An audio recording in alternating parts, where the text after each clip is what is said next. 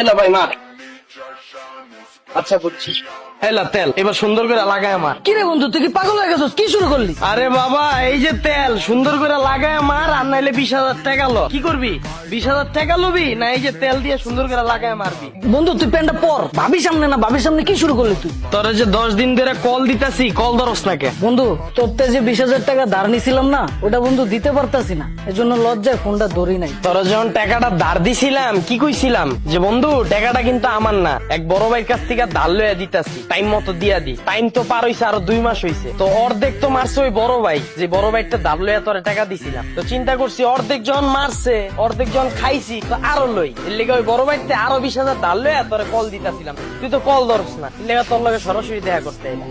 এই লয় এখন তেল সুন্দর করে প্যান্টটা খুললা মার, আর নাইলে 20,000 টাকা ধার লো। আরো 20,000 টাকা ধার লবি না এই যে তেল লইয়া মারবি? মামা তুই ভাবির সামনে আমার এইভাবে অপমান না করলেও পারতি। তোর টাকা আমি কালকেই দিয়ে দেবো। এই বেটা কই যাস? এই বেটা, আরে এগুলা কি রাস্তার মধ্যে? বাইকে উঠো।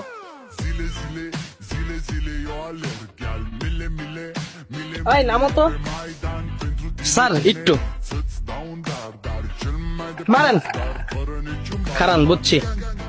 এলাম তেল, তেলটা লাগায় মারেন। এই তুই কি শুরু করছস? আরে বাবা প্যান্টটা খুলেন, তেলটা লাগায় মারেন, আর নাইলে মামলা দেন। কি করবেন? তেল লাগায় মারবেন না মামলা দিবেন? কি সমস্যা তোর? তোর এই কাহিনী কিচ্ছু আমি তো বুঝতেছি না। আমার একটু ভাঙা কত। গাড়িটা কিনার পর থেকে আজকের দিন আর আগ পর্যন্ত আপনার লগে আমার যতবার দেখা হয়েছে, একদিন গাড়ির কাগজ আসিল না, আপনি গাড়িটা আটকায় মামলা দিছেন। একদিন আমার লাইসেন্স আসিল না, গাড়িটা আটকায় মামলা দিছেন। একদিন হেলমেট আসিল না, গাড়িটা আটকায় মামলা দিছেন। আজকে গাড়ির কাগজ আনছি, আমার লাইসেন্স আনছি, হেলমেট আনছি, আজকে গাড়িটা আটকে চেক করেন না কে? এতদিন যেহেতু লইতে পারছি, আজকে লইতে পারুন না কে? মারেন এলন তেল, হয় মারেন নাইলে মামলা দেন, কোনটা করবেন? এই ম্যাডাম, ওর মাথা খারাপ হয়ে গেছে, ওর মেন্টাল হাসপাতালে ভর্তি করান তো। এই যা যা যা। এই দাঁড়া।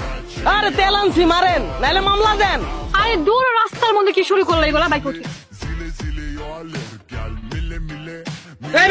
এই দাঁড়ান দাঁড়ান, শুনেন ভাই শুনেন।